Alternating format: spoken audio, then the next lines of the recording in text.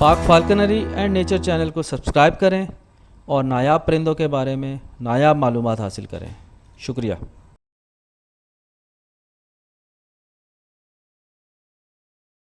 अस्सलाम वालेकुम दोस्तों, मोल्टिंग जिसे हम उर्दू में क्रूज़ कहते हैं, एक इंतहाई अहम और इम्पॉर्टेंट टॉपिक है।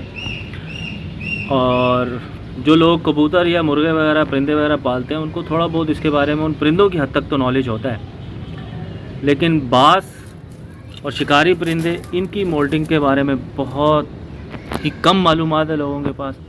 और बिल्कुल मैं तो कहूँगा कि 1% किसी को पता होगा, बाकी किसी को इस बारे में पता ही नहीं होता कि ये मोल्टिंग परिंदे करते हैं और कब करते हैं, क्या तरीक़ेकार होता है। तो ये परिंदा 7 अप्रैल को मैंने इसे लास्ट उड़ाया था और उससे अगले दिन 8 अप्रैल से इसने मोल्टिंग स्टार्ट कर दी थी। मोल्टिंग के दौरान परिंदे को नहीं रखना चाहिए अगर आपके पास फैसिलिटीज़ नहीं हैं, टाइम नहीं है। और मेरी अपनी राय है कि मोल्टिंग में जब परिंदा मोल्टिंग स्टार्ट कर दे, ऑफ सीज़न हो जाए, तो परिंदे को आज़ाद कर देना चाहिए, उसे हरगिज़ नहीं रखना चाहिए। मैं भी नहीं रखता हूँ, मैं परिंदे आज़ाद कर देता हूँ। इस परिंदे को मैं उस वक्त आज़ाद इसलिए नहीं कर सका कि इसकी सेहत एक तो कमज़ोर था ये, और इसने दूसरा ये कि ये बहुत ज़्यादा मैन था। मुझे इसे वाइल्ड करना था, इसका वज़न बढ़ाना था और किसी हद तक इसे जंगली करना था ताकि ये सर्वाइव भी कर सके। और उस वक्त मैं अप्रैल में अगर इसे स्टार्ट में क्रूज़ के उड़ा देता तो ये ख़दशा था कि ये कहीं पर किसी भी शिकारी के हाथ लग जाता है, किसी और इंसान के हाथ लग जाता, क्योंकि इसमें इतना मुझे लगता था, इतना ये फ़िट नहीं था कि वाइल्ड में उस वक्त रहता। लेकिन बहरहाल अब ये बिल्कुल रेडी है। इससे मैंने, ये भी मई का एंड चल रहा है और जून के पहले हफ्ते में इंशाल्लाह हम इसे आज़ाद कर देंगे। और ये काफ़ी हद तक मोल्ट कर चुका है। मोल्ट के बारे में मैं आपको बताने से पहले थोड़ा सा इसको पानी पिला दूँ, क्योंकि ये बहुत गर्मी फील कर रहा है।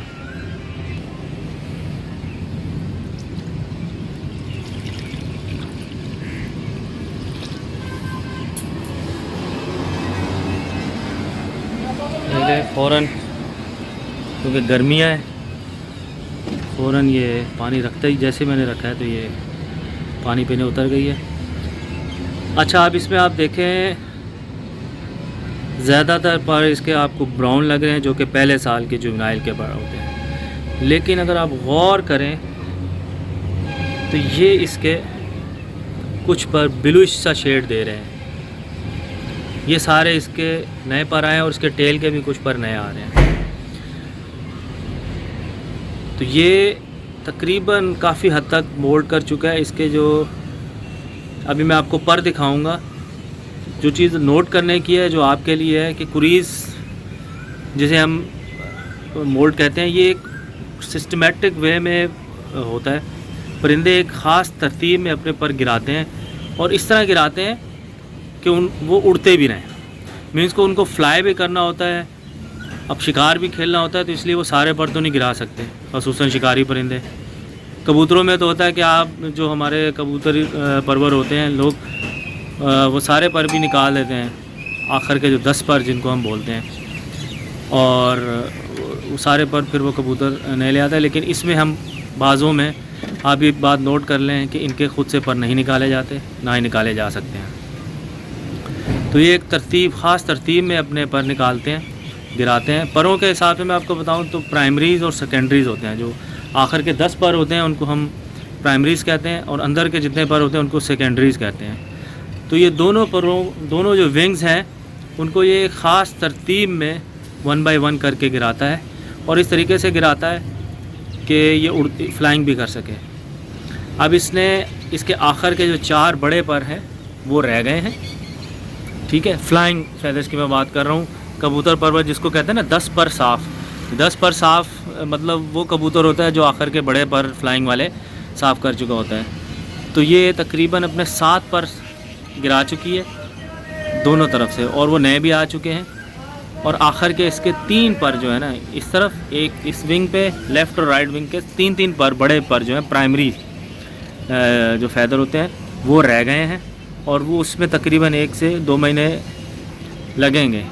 लेकिन गर्मी बहुत है, मैं क्रूज़ नहीं करवाता हूँ इसको मैंने इसलिए क्रूज़ के लिए रख लिया था कि उस वक्त ये इस कंडीशन में नहीं था कि इसे मैं आज़ाद करता। तो अब मैं इसे आज़ाद करने जा रहा हूँ, लेकिन उससे पहले मैंने सोचा कि मैं आप लोगों को मोल्ड के बारे में डिटेल में बता दूँ। ठीक है, पहली बात जो मेरी नसीहत है आपको, गर्मियों में हरगिज़ ऑफ सीज़न में परिंदा मत रखें। ठीक है, सीज़न जब स्टार्ट होता है सितंबर में, अगस्त सितंबर में, उस वक्त जो भी परिंदा आप आता है तो उसमें आप चूज़ लें उसको। ठीक है, चूज़ जुवेनाइल परिंदा रखें और सीज़न में उसको ट्रेन करके उससे शिकार खेलें। और जब मार्च अप्रैल का वक्त आए तो उस वक्त इनकी ब्रीडिंग और मोल्टिंग दोनों स्टार्ट हो जाती हैं, तो आप परिंदे को आज़ाद कर दें। पिछले 2 से 3 दिनों में इसने ये पर गिराए हैं और बाकी जो भी इसने पर गिराए हैं वो मैंने रखे हुए हैं संभाल के, वो भी मैं आपको दिखाता हूँ। प्राइमरीज़ और सेकेंडरीज़ सारे मैं जो ये गिराता गया, और टेल के भी इसने 2 पर गिराए हैं, वो सब मैं संभाल के रखता रहा हूँ। इसी तरह इसका ये फ्रंट के काफ़ी पर ये चेंज कर चुका है और बैक से भी अभी ये बड़े पर, क्योंकि इसने अब 3 से 4 पर रह गए हैं और टेल के कुछ पर रह गए हैं। इनके साथ साथ अब ये अपने छोटे परों को भी तेज़ी से गिराना शुरू करेगा और सारे पर गिराकर इसका कलर जो है फिर अडल्ट वाला हो जाएगा। तो 3 चीज़ें मैं आपको बताना चाहता हूँ जो आप लोगों के लिए जानना बहुत इम्पॉर्टेंट है। नंबर 1 मोल्टिंग, नंबर 2 ब्रीडिंग और नंबर 3 माइग्रेशन। मोल्टिंग का आपको इसलिए पता होना चाहिए कि उससे आपको ये हेल्प मिलेगी कि मोल्टिंग के दौरान परिंदे को उड़ाते नहीं हैं। सबसे पहली बात ये आप नोट कर लें कि जब परिंदा मोल्ट या क्रूज़ शुरू कर देता है फिर उसको उड़ाया नहीं जाता, उससे शिकार नहीं खेला जाता, उसको बिठा दिया जाता है।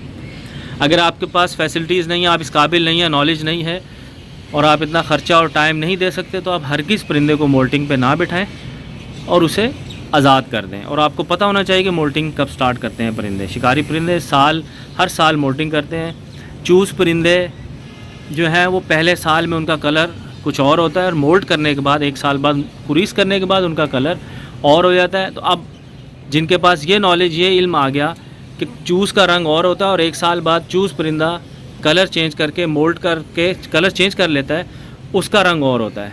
तो आपको फिर ब्रीडर बर्ड का भी पता चल जाएगा कि 1 से 2 साल मोल्टिंग करने के बाद परिंदा ब्रीडर हो जाता है और उसका कलर चेंज हो जाता है। ये जैसे अभी आधा जुवेनाइल है और आधे इसमें अडल्ट के फीचर्स आ चुके हैं, कलर्स आ चुके हैं। ये जो ग्रे से आपको शेड मिल रहे हैं इसके विंग्स में, ये अडल्ट के हैं।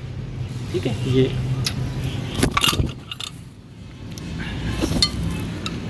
ये दिखाने देता मैं आपको, क्योंकि ये वाइल्ड हो गया, इसको मैं उड़ाने जा रहा हूँ, आज़ाद करने जा रहा हूँ। और इन्वायरमेंट भी थोड़ा ठंडा हो गया है, पहले कराची में बहुत गर्मी थी, इसको उड़ाया भी नहीं जा सकता था। मैं वो विंग्स वो थोड़े थोड़े आपको ब्लूइश से नज़र आ रहे हैं, मैं इसको हुड करके आपको कोशिश करता हूँ कि दिखा दूँ। इस तरह देख लेते हैं।